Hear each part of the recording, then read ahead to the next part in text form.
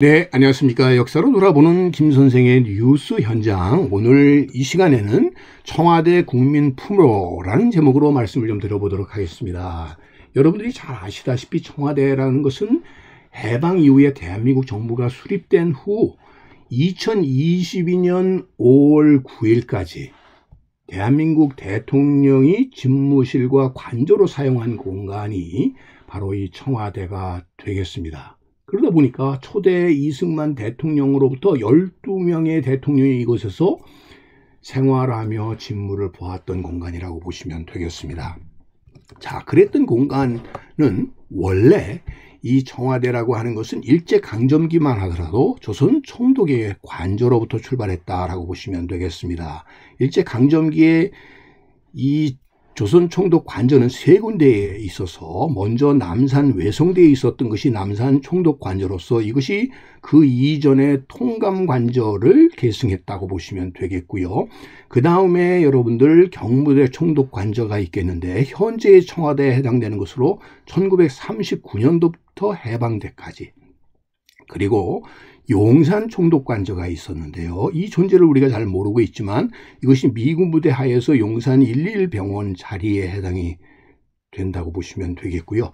이거는 전 시기에 걸쳐서 용산의 총독 관저로서 역할을 했었던 것이다 라고 보시면, 일제강점기에는 조선 총독 관저가 세 군데가 있었고 그 중에 경무대 총독 관저가 오늘날의 청와도로 계승됐다라고 보시면 되겠습니다. 지금 사진에서 보시는 것이 남산 외성대 조선 총독부의 모습이 되겠고요.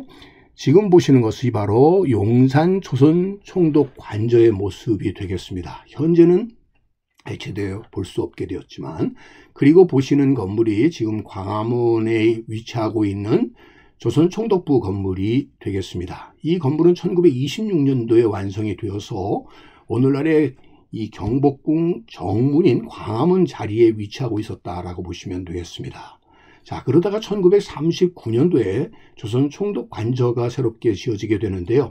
이렇게 지어지게 되는 계기가 1915년 조선물산 공진회, 1929년에 조선 박람회가 바로 이 경복궁 자리에 위치했었고요. 이 박람회를 통해서 경복궁은 완전히 파괴돼 버리게 되었고, 이런 속에서 한동안 공원화되어 있었던 후원 자리에 조선 총독의 관저가 지어졌다라고 보시면 되겠습니다. 1915년 조선물산 공진회의 모습이 되겠고요. 29년도에 조선 박람회 모습이 되겠습니다. 이런 상황 속에서 신문은 북쪽에 있었던 후원 구역이 몇 개의 건물들이 용문당, 용무당과 같은 건물들이 당시에 남아 있었는데 이 터 위에다가 조선 총독부를 건설하게 되었다라고 보시면 되겠습니다. 결과적으로 이 시기에 조선 총독부는 이 두 차례의 소위 공진회로 대표되는 당시 조선 박람회가 개최됨으로써 경복궁이 훼손된 결과로 지어졌다라고 보시면 되겠습니다. 1939년도에 경무대 총독 관저의 모습을 보고 있는데요. 지금 보시는 것처럼 푸른 기와 지붕으로 되어 있기 때문에 이것이 청와대로 불리워지게는 계기가 되었다라고 보시면 되겠습니다.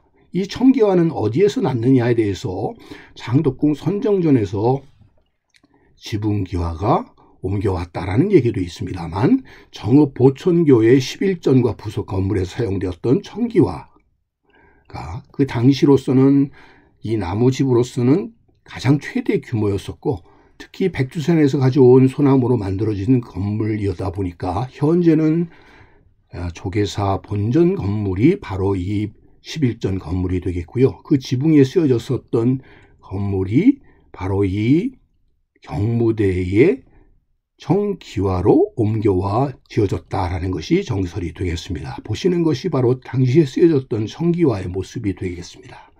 자, 이렇게 사진으로만 남아있는 이 경무대는 일제강점기를 거치면서 미군정 장관이었던 하지가 관사로 이어 사용하게 되면서 이름은 여전히 청와대로 이렇게 붙여졌었던 것이 이승만 초대 대통령의 집무실 겸 관저로 이용이 되면서 경무대라는 원래의 이름을 되찾게 되었다라고 보시면 되겠습니다. 그러나 이 경무대라는 이름도 오래가지 못하고 4.19 혁명으로 이승만이 하야하고 난 뒤에는 윤보선 대통령이 취임하면서 경무대라는 이름을 청기화 건물로 소위 미국의 블루하우스,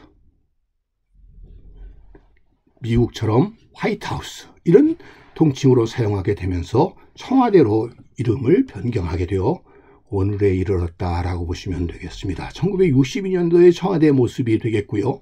1980년대 이후에 청와대의 모습이 되겠습니다. 이를 1993년도에 역사 바로 세우기의 일환으로 일제 총독 관저를 철거하게 되어 결국 노태우 대통령 이래로 대통령 관저로 청와대가 1990년에 완공된 건물에서 사용되어 오늘에 이르고 있어서 결국 이승만 대통령 이래로 12분의 대통령이 이곳에서 관저, 숙소의 기능으로서 그 다음에 집무 공간으로 사용되어 왔었던 것이 청와대였다라고 보시면 되겠습니다. 오늘 이 시간에는 다시 복귀해야 된다, 혹은 청와대를 지방으로 이전해야 된다 등의 논란이 다시 일어나고 있는 바로 이 청와대를 역사로 바라보는 김 선생의 뉴스 현장에서 오늘 다시 다루어 보았습니다.